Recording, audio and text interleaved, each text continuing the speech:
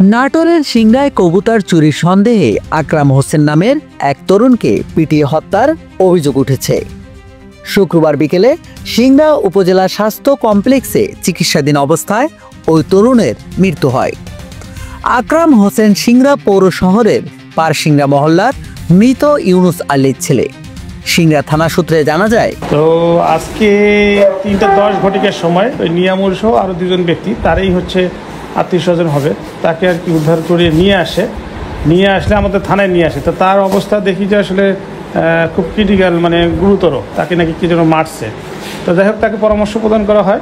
পরামর্শ করলে তারা দ্রুতই হাসপাতালে নিয়ে যায় ভর্তি করলে 1 তারিখ 3:30 ঘটিকা ভর্তি করে 4:30 ঘটিকার সময় মৃত্যুবরণ করে।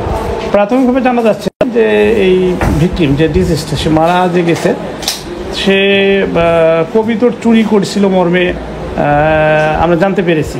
1 সপ্তাহ আগে মিঠু নামের এক ব্যক্তি তার কবিতর চুরি করছে বলে আমরা জানতে পেরেছি। সেই কবিতর চুরির অভিযোগে তাকে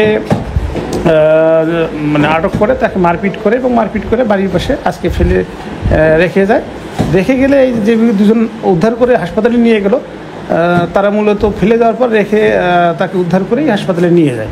বিষয়টা এই প্রাথমিকভাবে আমরা তার মারপিটের মানে ডিসিস্টের গায়ে আঘাতের চিহ্ন আমরা দেখতে পেরেছি। কালশিরা আঘাত করে আছে, আর আমাদের তদন্ত চলমান আছে। দেখা যাক, আমরা অভিযোগ এখনো পাইনি, তারপরেও আমরা আমাদের অভিযান টিম বাইরে রেখেছি।